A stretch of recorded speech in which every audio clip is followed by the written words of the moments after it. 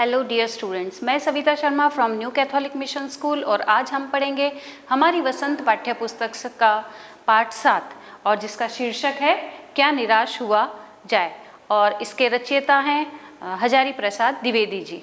देखिए, चैप्टर के माध्यम से द्विवेदी जी जो है वो वर्तमान स्थिति के बारे में, भारत की वर्तमान स्थिति और समाज की वर्तमान स्थिति के बारे में संकेत कर रहे हैं और हमको बता रहे हैं कि ऐसा एक समय आ गया है जिसमें मनुष्य के अंदर निराशा की भावना बहुत ज़्यादा पैदा हो गई है। तो क्या वास्तविकता में निराश होने की आवश्यकता है? हमें वास्तव में निराश होना चाहिए?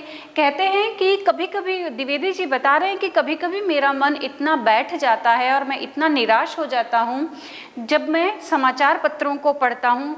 देखिए, जब हम समाचार पत्र न्यूज़पेपर उठा करके देखते हैं, क्या ज़्यादातर खबरें हमें मिलती है? वही चोरी, वही डकैती, वही भ्रष्टाचार, वही रिश्वतखोरी, यानी नेगेटिविटी बहुत ज़्यादा देखने को मिलती है और ऐसा लगने लगता है कि समय को क्या हो गया है। हर कोई व्यक्ति अपने दूसरे व्यक्ति पर आरोप प्रत्यारोप लगा रहा है, हम उस पे लगा रहे हैं, वो हम पे लगा रहा है ना। तो कहते हैं वर्तमान समय में सबसे समझदार इंसान, या कह सकते हैं सबसे ज़्यादा सुखी वही है जो कुछ नहीं कर रहा है।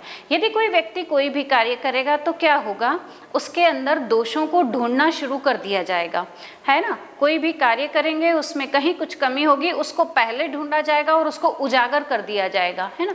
तो क्या होगा, काम करने वाले व्यक्ति के अंदर दोषों को खोजना बहुत ज़्यादा उजागर होता जा रहा है, बहुत ज़्यादा डेवलप होता जा रहा है। लोग उसमें कमियां ढूंढते हैं, न कि वो जो अच्छा कार्य कर रहा है उसकी ओर किसी का ध्यान जाता है। यानी उसने अगर 100 अच्छे कार्य किए हैं और बाय मिस्टेक एक भी उससे गलती हुई है, उसको ज़्यादा उजागर किया जाता है, उसको ज़्यादा बढ़ा चढ़ा करके बताया जाता है।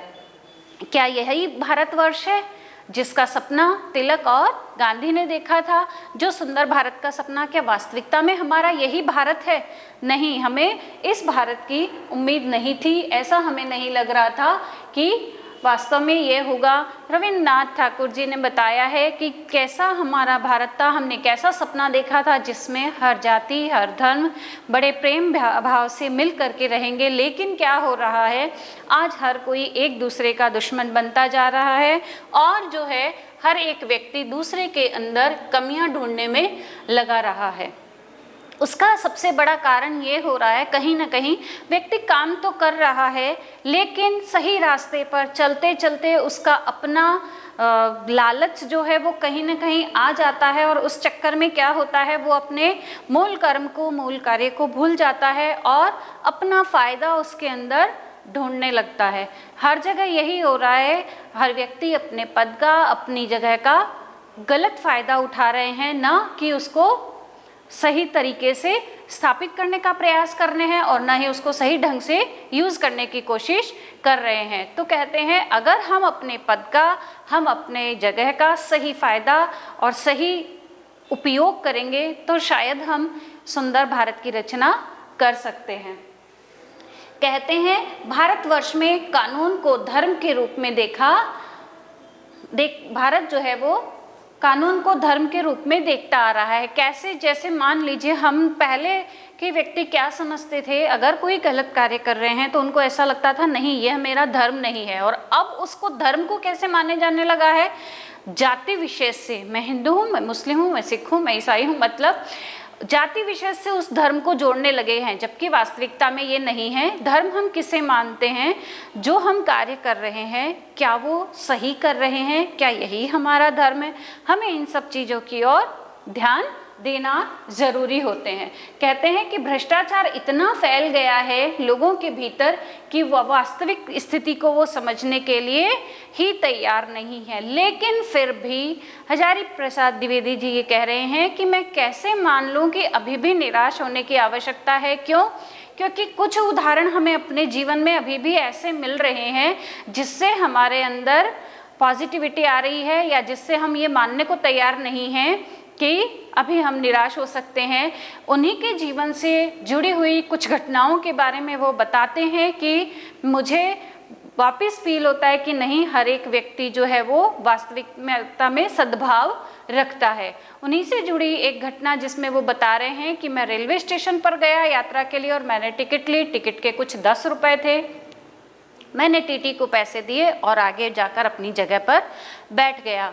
बहुत देर बाद देखा कि वो टीटी ढूंढते हुए लेखक को चेहरा पहचानने की कोशिश करते हुए आगे आए और उन्होंने कहा कि आपने भी ध्यान नहीं दिया और मैंने भी ध्यान नहीं दिया, बहुत बड़ी गलती हो गई, ये आपके 90 रुपये वापस लीजिए। टिकट के तो मात्र कितने रुपए हुए थे?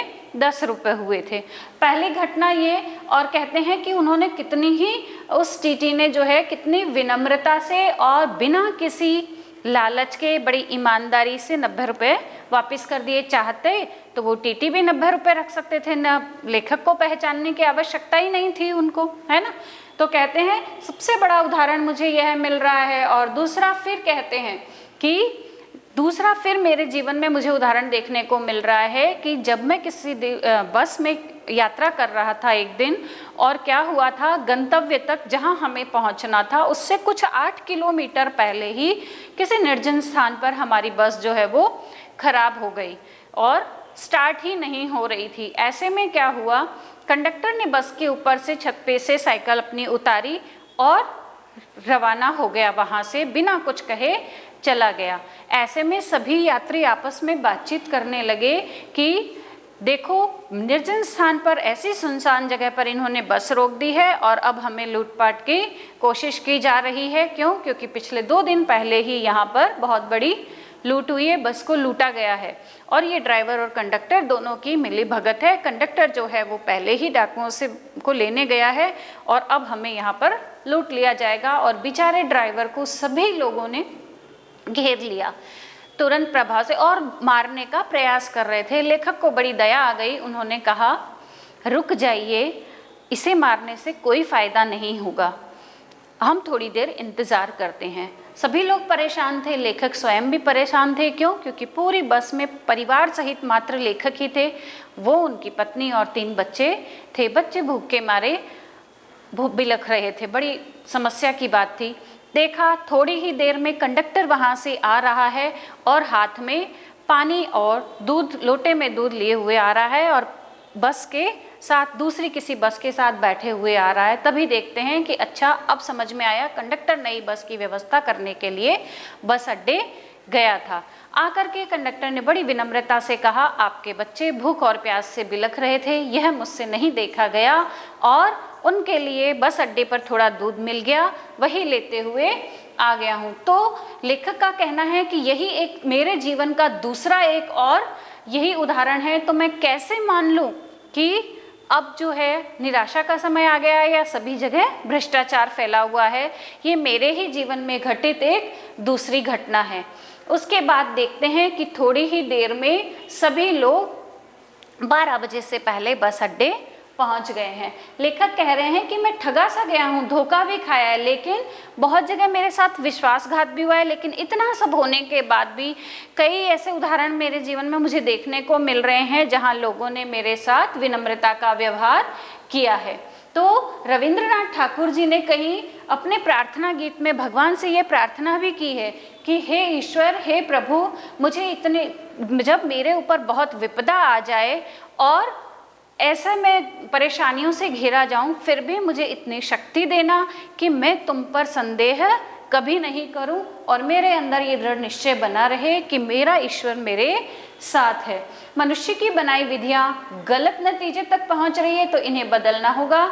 आए दिन इन्हें बदला ही जा रहा है, लेकिन अब भी आशा की ज्योति बुझी नहीं है। यानी अभी भी हमारे जीवन में कितनी सारी घटनाएं ऐसी होती है जिनसे हम वास्तव में प्रेरित होते हैं और ऐसा लगता है नहीं, अभी भी सुंदर भारत जो है या जिस भारतवर्ष की कामना की गई थी हम उसे बना सकते हैं और एक सुंदर भारत की रचना हो सकती है। तो देखा हमने हजारी प्रसाद द्विवेदी जी ने किस प्रकार से बताया है कि रविंद्रनाथ ठाकुर, तिलक, गांधी, इन सब ने जिस भारत की कामना की थी, क्या उस भारत को हम बना सकते हैं, रचा जा सकता है? हाँ, बहुत सारी निराशाओं के बीच भी हमारे बीच एक आशा की किरण हमेशा जगी रहना चाहिए, जिससे हम क्या कर सकते हैं, समाज को, अपने देश को बदल सकते हैं।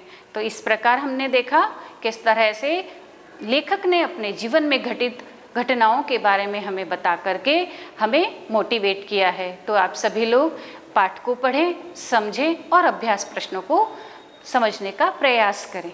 मिलते हैं अगले वीडियो में। Thank you.